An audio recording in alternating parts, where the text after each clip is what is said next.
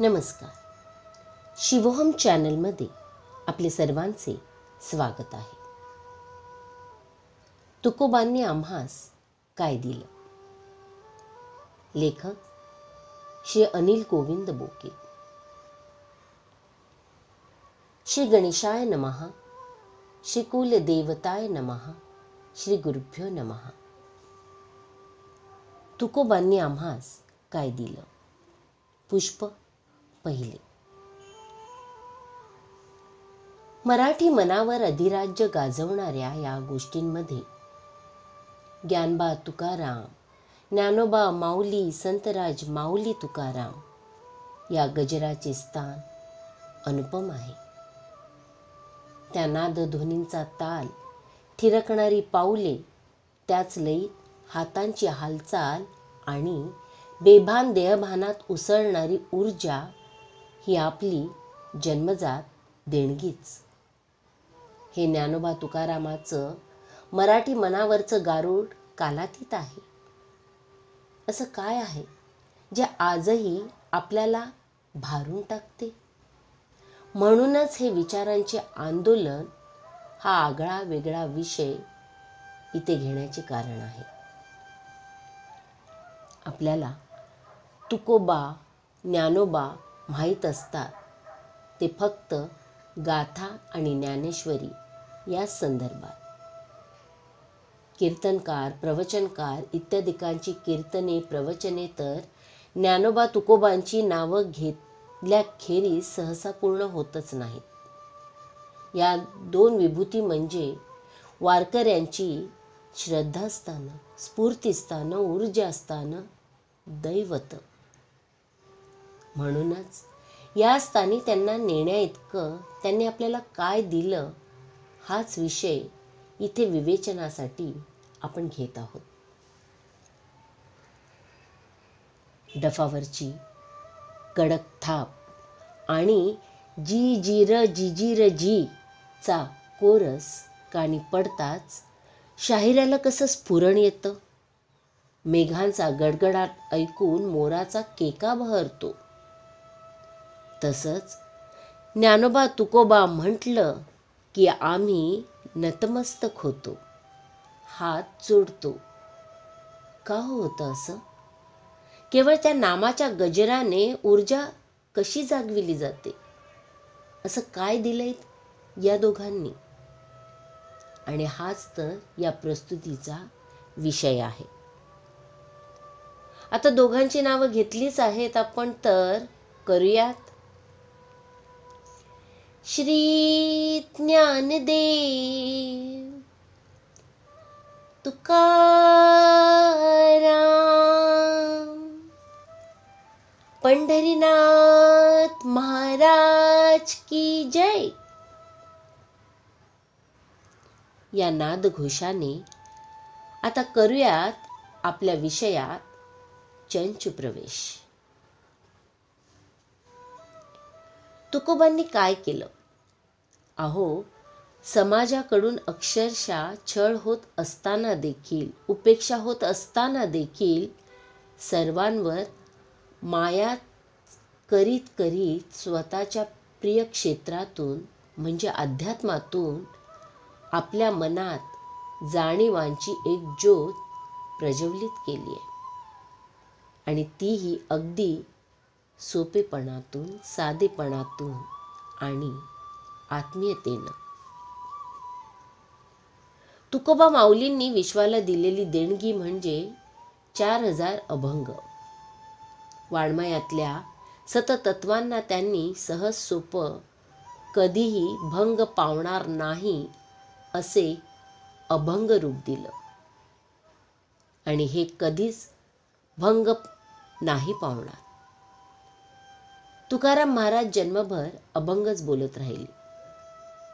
काही ठिकाणी ते स्वगत बोलताहेत असं दिसत असलं तरीही त्यातून विश्वालाच संदेश दिलेत त्यांनी. मग अभंगाचे विषय कोणतेही असोत, जगत कल्याणासाठी ते संदेशच ठरलेत. अभंग वाचले की सगळं कसं सोपं सोपं वाटत राहतं. तथापि त्यामध्ये देखील गूढ गहन अशी रहस्ये समाविष्ट आहेतच. प्रचंड ऊर्जा भरली आहे त्यात. ते स्वतःच म्हणतात, तुका म्हणे आम्ही विधीची जनिते, स्वयंभू आय ते केले नोहे, कोण जाणे त्याची कला, चालवी पांगुळा पाया वीण. याचा अर्थ, हे मी निर्मिलेले नाही, हे शब्द त्याचेच आहेत. पायाशिवाय पांगळ्याला चालवणाऱ्या त्या नियत्याचीच ही शब्दकळा आहे. म्हणूनच हे स्वयंभू आहे. मी तर बोलतच नसतो. माझ्या मुखातून तोच तर बोलत असतो. म्हणूनच हे बोलणं देखील स्वयंभू आहे. आमच्या या तुकोबा माऊलींचा प्रचंड अभंग संपदेचं सार मर्यादित वेळात सांगणं केवळ अशक्यच. गिळोनी सांडिले कलेवर भवभ्रमाचा आकार. अशा या आकाशा एवढ्या तुकोबांचा प्रत्येक शब्द म्हणजे उपदेशच आहे. केवळ उपदेशच नव्हे तर त्याला कृतीची, कर्माची जोड आहे. आधी केले मग सांगितले हेच तत्व आहे त्यामध्ये. आता हे ज्ञानमार्गाच्या भाषेत सांगायचं झालं तर तुकोबांची वाणी स्वयंभू म्हणजे परा आहे. अखिल मानवजातीला मार्गदर्शन व्हावं म्हणून अशी परा वैखरीतून व्यक्त करणाऱ्या ज्ञानदेवांच्या नंतर तुकोबाच पहिले. म्हणून तर जयघोष करताना ज्ञानदेवांच्या जोडीला इतर महात्म्यांच्या अगोदर तुकाराम महाराजांचंच नाव येत असतं. श्री ज्ञानदेव तुकाराम.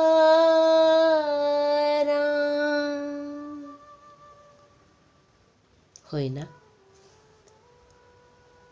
तुकाराम महाराज संसारीच होते आणि त्यांची व्यष्टीला तसंच समष्टीलाही वारकरी परंपरा चालविण्याचा उपदेश केला आहे.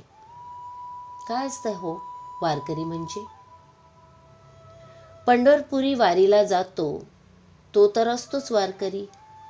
त्याचबरोबर अयोग्य काही घडत असेल तर हातातली तीच पताका उलटी करून वार करणारा तोही वारकरीच. कितीतरी प्रसंग त्यांच्या आयुष्यात येऊन गेले, त्यातून पण ते बोललेत. त्याबद्दल नंतर आपण बघणारच आहोत. प्रथम वारीबद्दल बघू. ही पंढरीची वारी म्हणजे संपूर्ण महाराष्ट्र तसंच अन्य राज्ये देखील जोडणारी एक पदयात्राच ठरली आहे. जातपात, उच्च नीच, गरीब श्रीमंत सारे भेद विलयाला जाऊन त्या एका उभे विटेवरी करकटीवरी अशा सावळ्या राजसाच्या सामायिक अधिष्ठानाचा आनंद देत समस्त संत मंडळींनी आपल्याला सामाजिक समता, एकता दिली. हा संतांच्या वास्तव्याच्या पुण्यभूमीचा अखंडित वारसा. इतरत्र कुठल्या देशात हे बघायला मिळणार? ज्ञानदेवांनी जी मुहूर्त मेढ या मातीत रोवली त्याच कित्येक संत महात्म्यांनी विस्तार केला. आणि तुकोबा तर कळसच झाली त्याची. ज्ञानदेवे रचिला पाया तुका झालासे कळस. हे सर्वार्थाने सत्य आहे ना. म्हणून तर ज्ञानदेवांच्या बरोबरच तुकाराम महाराजांचं नाव येतं आजही आपल्या मुखी. पुंडलिक वरदा हरी विठ्ठल श्री ज्ञानदेव तुकाराम.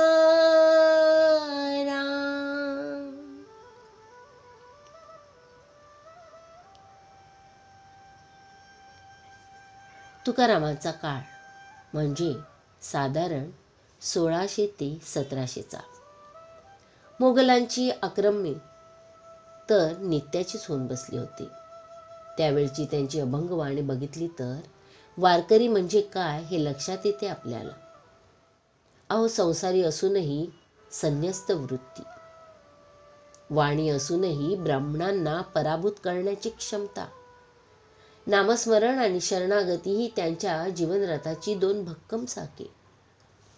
तुकाराम महाराजांच्या कितीतरी कथा सांगितल्या जातात. ठेविले अनंते तैसेची राहावे, चित्ती असो द्यावे समाधान. याचा गूढ अर्थ तर न समजताच अत्याधुनिक विचारवंत म्हणवणारे त्यांना दैववादी म्हणून हिणवतात सुद्धा. पण एकदा समस्या सोडविण्यासाठी त्यांनी शेंडीला गाठ मारून ती खुंटीला बांधली. डुलकी येऊ लागली की हिसका बसून जाग यायची त्यांना. समस्येचं समाधान झाल्यावरच त्यांनी खुंटीस बांधलेली गाठ सोडली होती. ही कथा काय दर्शविते तर तुकोबा प्रयत्नवादीच होते. त्यांना दैववादी म्हणणं म्हणजे 60 फूट उंचीच्या माणसाला तू गिड्डा आहेस असं म्हणण्यासारखं आहे. तर तुकोबांनी असा प्रयत्नवाद आणि कर्मनिष्ठा या गोष्टी आपल्याला दिल्या आहेत. आणि म्हणून तर अशा संत महात्म्यांच्या शब्दांना वजन प्राप्त होत असते. एका बाईचा मुलगा गुळ फार खायचा. त्यास समजावून सांगा म्हणून तिने महाराजांना विनविले. महाराजांनी 8 दिवसांनी यायला सांगितले. अगोदर स्वतः गूळ खायची सवय सोडली आणि मगच त्या मुलास गूळ जास्त खाऊ नये असे सांगितले. काय शिकवण आहे या गोष्टींची? यावर अधिक भाष्य नकोच. तुकोबांनी काय दिलं जगाला तर ज्यातली तत्वे कधीच भंग पावू शकणार नाही असे 4000 अभंग दिले. स्वतःच्या जगण्यातून आचरणातून त्यांनी हे आपल्याला शिकवलंय. आम्हाला त्यांनी चिंतन प्रवृत्त केलंय. शेष भाग पुढील प्रस्तुतीमध्ये बघूयात आपण. बोला ज्ञानबा तुकाराम, ज्ञानबा तुकाराम, ज्ञानबा तुकाराम. धन्यवाद.